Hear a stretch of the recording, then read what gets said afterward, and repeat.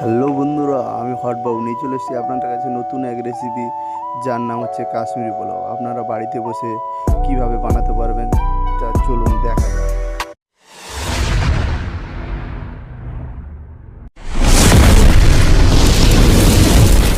Already Kashmiri pulao বানানোর জন্য আমরা কড়াইটা হালকা গরম করে নিয়েছি, ঘিটাকে হালকা দিয়ে হালকা নাড়াচাড়া করে নিয়েছি। এরপরে আমরা ড্রাই ফ্রুট দিয়েছি। ড্রাই ফ্রুটের মধ্যে হচ্ছে যে কাজু, কিশমিশ আর আমরা ফ্রুটস দিয়েছি কিছু। ফ্রুটসের মধ্যে হচ্ছে আপেল, আরও নাশপাতি, তারপরে পেঁপে। আপনারা বাড়িতে চাইলে ওটা দিতে পারেন, বাজারে এটা কিনতে পাওয়া যায় টিন, আমরা ওটা ইউজ করেছি। এরপর আমরা হালকা রাইস দিয়ে দিয়েছি। রাইসের ওপর হালকা আমরা সুগার পাউডার, যে চিনি বলে, চিনিকে পাউডার করেছিলাম দিয়ে দিয়েছি। এরপর হালকা একটু আপেল কিউব কিউব করে কেটে রেখেছিলাম দিয়ে দিয়েছি। এরপর আমরা রোজ ওয়াটার দিয়ে দিচ্ছি। রোজ ওয়াটারটা রাইসে যখন মিক্স হবে তখন ফ্লেভারটা খুব সুন্দর লাগবে। এরপর আমরা কেশর ভেজানো রাইস রেখেছিলাম, ওটা দিয়ে দিয়েছি। দেখুন কত সুন্দর, একটু ঝরঝরে ছিল, ওটা হালকা একটু দিয়ে দিয়েছি। আর এরপর খোয়া ক্ষীর দিয়েছি।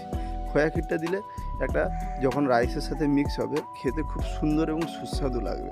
এরপর হালকা আমরা আঁচে একটু এটাকে স্টিম করে নেব। তার আগে আমরা একটু এখানে দুধ দিয়ে দিয়েছি। দুধটা দেওয়ার কারণে আমরা এখানে স্টিম করব। পোলাও মানে অ্যাকচুয়ালি আমাদের বলতে গেলে দম দেওয়া হয়। এখানে আমরা রেস্টুরেন্ট স্টাইলে তাড়াতাড়ি বানানোর জন্য একটু আমরা তাই জন্য স্টিম করে নেব। এরপর আমরা এলাচি পাউডার দিয়েছি। যে কোনো পোলাও মানে এলাচি পাউডার তো পড়বে, ওটা মাস্ট। এলাচি পাউডার হালকা দিলে খেতে সুন্দর এবং সুগন্ধি লাগবে। এরপর আমরা হালকা একটু ঘি দিয়ে হালকা একটু নাড়াচাড়া করে নিচ্ছি, যাতে সবার সাথে সব কিছু মিক্স হয়। আপনারা বাড়িতে চাইলে হাতা খুন্তি দিয়ে ভালো করে সুন্দর করে নাড়াচাড়া করে নেবেন।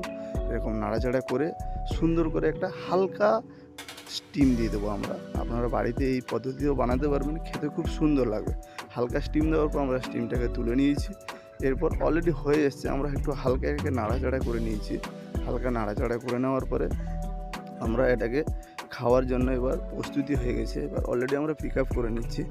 এর আগে আমরা একটু এখানে তো 5 স্টার রেটিং দেওয়ার জন্য আমরা একটু হালকা একটু গার্নিশিং করে নিচ্ছি। গার্নিশিং করার ফলে দেখতে খুব সুন্দর লাগবে। আমার এই খাবারটা কেমন লাগলো আপনারা কমেন্টে জানান।